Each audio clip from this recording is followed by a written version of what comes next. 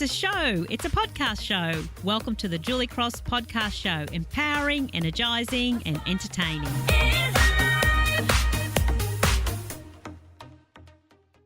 Let's talk customer service for a moment. I'm passionate about service, and I think that it's something that we should be investing a lot more training in and not expecting our staff to know how to do that. And when I'm talking to teams, I remind them of this. And this is why we need to really practice service, because service is really difficult to manage. And this is why, because no matter how much we practice it, and we should and we need to, a service is produced at the instant of delivery.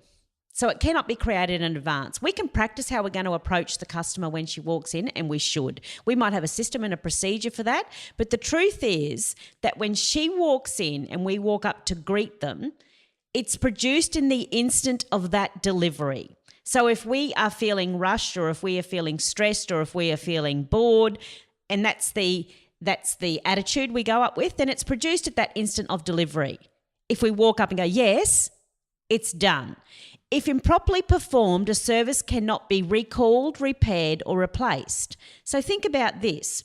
If you're creating a product, that product will go through the factory, and there will be quality control. So if that product is not right when it comes out of the factory, it will not be sent to you at your shop. You won't have to put it on your shelf. Say it's a bottle of shampoo, you won't have to put that on your shelf, because the supplier knows that wouldn't be professional and that's not great service. So they keep that product at their factory and they replace it. They recall it and replace it. Now, if the product arrived at your shop front and in transit it got broken, you wouldn't put it on your shelf, because you know that would be bad service for your customers. So you wouldn't do that. You would send it back. So it'd be recalled, repaired, or replaced, and you'd get new product.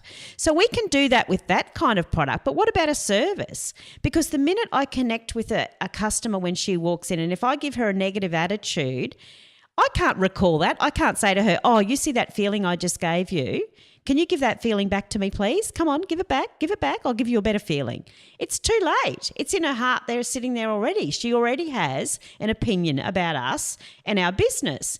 And at that point, apology becomes the only solution. There's nothing you can do. You can't recall, repair, or replace it. It's done.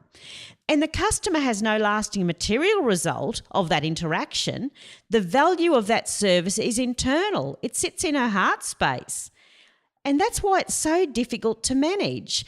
You know, and I had this situation happen. I was doing a training session with a group, and at half time I was walking around and handing out chocolates to everybody and having a chat about how they had enjoyed the session so far and what they got out of it.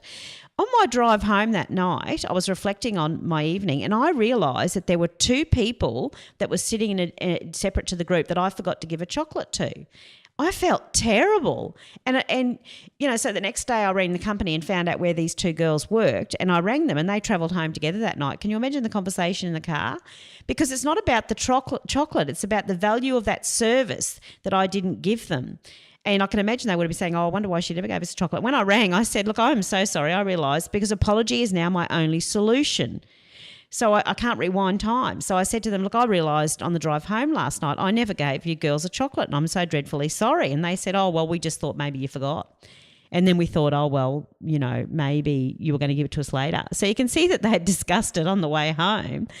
And so I sent them obviously a bag of chocolates in apology, because that's the only solution. So if somebody in your workspace walks up and greets a client with a negative attitude or a don't care attitude or a non-enthusiastic attitude, that is now with that customer, and they will talk about that.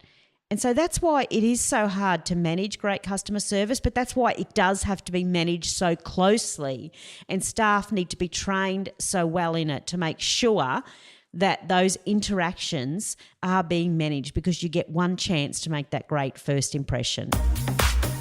Love to hear your thoughts about this show, or if there is something that you would love discussed on the Julie Cross Podcast Show, then please head over to iTunes and leave a review. Love to hear from you.